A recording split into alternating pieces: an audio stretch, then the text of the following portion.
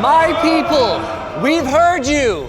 We will no longer be promoting VPNs. All right, let's go. What, that's it? Yes, King Linus, that's it. But as short as the outrage cycle was, that doesn't mean that people's concerns about the VPN industry were invalid. Tom Scott did a great video back then covering a lot of them, and we're going to touch on some of his more nuanced points later. But the big one that really ignited the wave of distrust was his takedown of the inaccurate, fear-mongering VPN talking points that your Nana's favorite podcaster was parroting without the slightest understanding of them. That was a big problem. But the thing is, none of that was ever part of our deal with private internet access, and even Tom worked with a VPN provider recently before he went on hiatus earlier this year. So I think it's time for us to take another look at what VPNs do, what they don't do, and whether they're worth it in insert current year. Now, to keep things clean, this video will not be brought to you by a VPN, but rather by our sponsor, Delete Me. Delete Me helps protect you against the risks of identity theft, phishing, and even robocalls and other scams by removing your data from hundreds of data broker websites. We'll talk more about them later. A VPN, or virtual private network, does exactly what it says on the tin.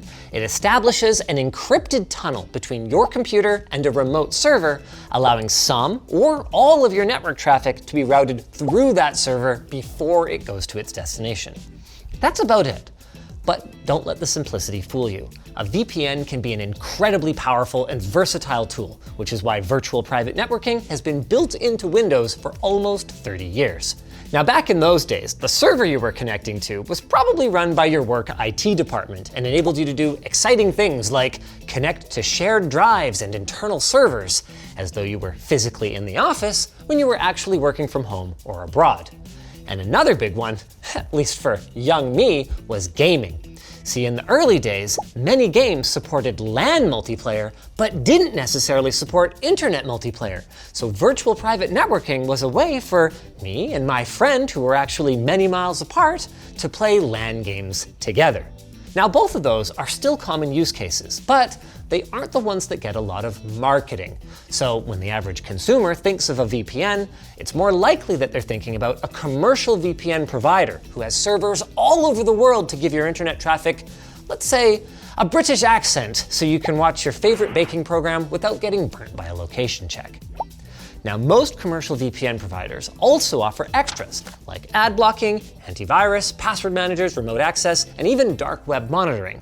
But none of that is the VPN. It's just add-ons to entice you away from the competition in a very competitive marketplace. So at the end of the day, the VPN portion does two things. It obscures your IP address, helping hide your physical location from the sites and services that you use online, and if it's properly configured, and that's a major if, it encrypts all your internet traffic, including services like DNS, concealing your browsing habits from your internet service provider, and by extension, any entity like a government or special interest group who might compel them to share that data.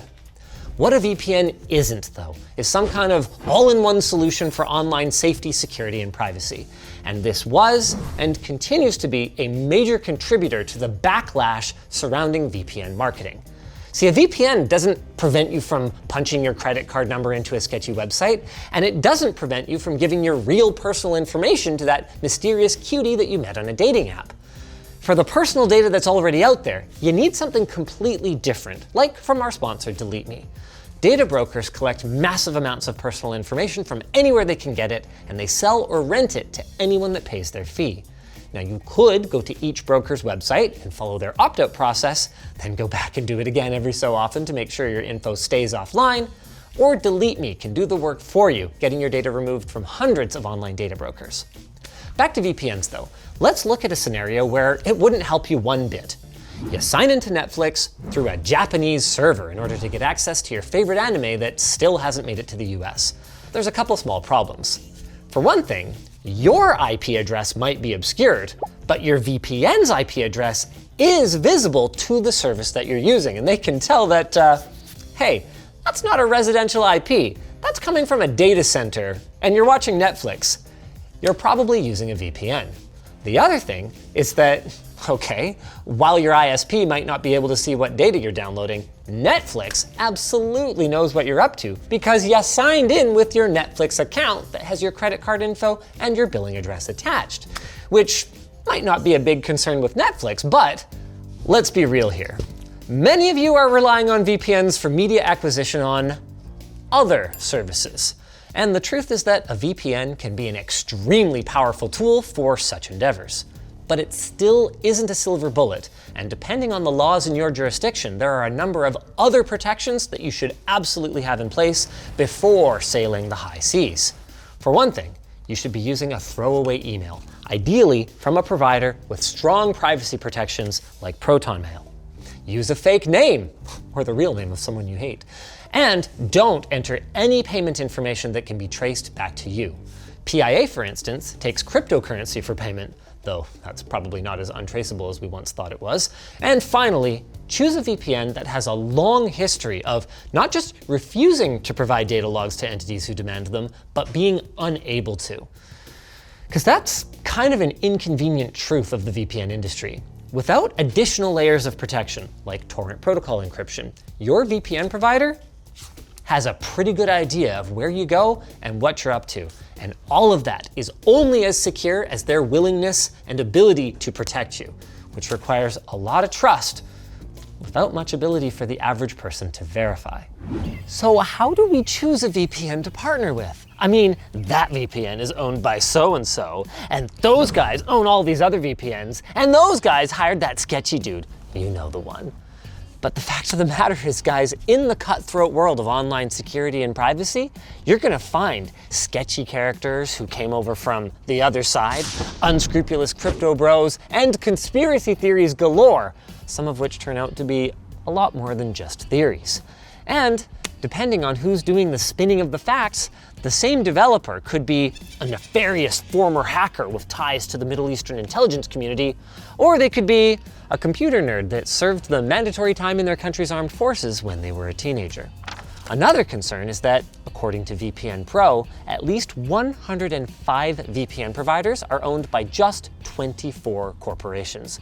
And making it worse, many VPN review sites and even giants like PC Magazine and IGN are owned by umbrella corporations that also own VPN companies. So with so many conflicts of interest everywhere, it's hard to trust pretty much anything that you read about this industry. So for me, what it ultimately comes down to is my personal experiences and who's got the provable track record. Which is why, more than 6 years after we first partnered with them, I'm still happy to tell you guys that we're going to be sticking with Private Internet Access, who, again, is not the sponsor of this video, but we do have an affiliate relationship with them. I use them, Luke uses them, and a bunch of other folks here at LMG do too. But Linus, how can you trust them, I hear you asking? Well, they had me at bro. Too soon? Okay, to start with, PIA's no logs policy has been tested in court multiple times. They have never produced logs in response to a government's demands for data. I mean, you can't hand over logs if they don't exist. And depending on where you live in the 100-acre wood or beyond, that can be the difference between freedom and imprisonment or worse. On top of that, their RAM-only server architecture, their logging prevention architecture, and even their anonymous dedicated IP offering have all been independently audited by one of the Big Four professional services networks multiple times, with the most recent audit results released just a few weeks before shooting this video. The Android app has been independently reviewed with a mobile application security assessment, something only a handful of VPN apps can boast, and if all of that still isn't good enough for you, all of their clients are open source, and you can go over every line of code for yourself, or you can even just not use them and connect to their servers with a generic OpenVPN client. PIA has also removed their physical servers from a number of countries in response to changes in legislation, law enforcement action, and other threats to customer privacy. When they removed their servers from Hong Kong back in 2020, they stated that PIA will not operate servers in locations that have enacted anti-privacy internet laws or who have proven to not follow the rule of law. They also publish quarterly reports detailing government requests for data, bug bounty submissions, along with some company and industry news. Their blog archive goes back more than a decade, and in between general industry news and security tips, you'll find explanations for controversial hiring and policy decisions, and some excellent essays on digital privacy. Most importantly though, while I have acknowledged in the past that VPN deals can be pretty lucrative, and the more subscriptions you drive, the more money you can make, PIA doesn't push us to say anything that is misleading whatsoever. In fact, they give us zero guidelines other than to say, hey, don't say the product does something that it can't do, and don't drag us into any of your endless controversies. They actually didn't even say that second part, which leaves us free to keep the BS completely out of our talking points and stay focused on real-world benefits for our audience, like the aforementioned privateering, for which PIA definitely works pretty well. So if you guys evaluate things for yourself and decide PIA is for you, we're going to have an affiliate link to PIA in the description. But whatever you decide, just remember that a VPN, any VPN, doesn't give you some kind of digital diplomatic immunity, and they don't make illegal activities any more legal. They're just one piece of your broader digital privacy toolkit, just like our sponsor, Delete Me. Your personal data is already out there, getting gathered up by countless data brokers and putting you at increased risk of identity theft, online harassment, and even good old-fashioned spam and robocalls. Delete Me saves you time while helping reduce the risk of your data getting into the wrong hands by removing your data from hundreds of data broker websites. But they don't stop there. Delete Me actively monitors data broker websites, making sure that your personal info stays removed. For 20% off all US consumer plans, just follow the link in the video description. If you guys liked this video, maybe check out our How to Browse the Internet Anonymously video from a few years ago. It's got a few more things that you might want to add to your privacy toolkit, and some of them are free, so there's no reason not to do it.